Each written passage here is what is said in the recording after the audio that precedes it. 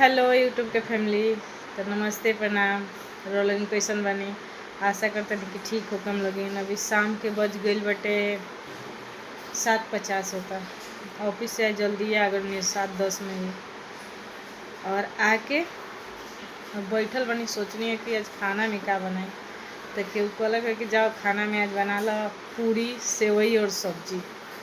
तो जा तनी पूरी सेवई और सब्जी बनाए। वीडियो में बना रहे हम लोग दिखाओ तनी कि कैसे हमने बनाए नहीं पूरी सेवई सब्जी, का चीज़ की सब्जी बने।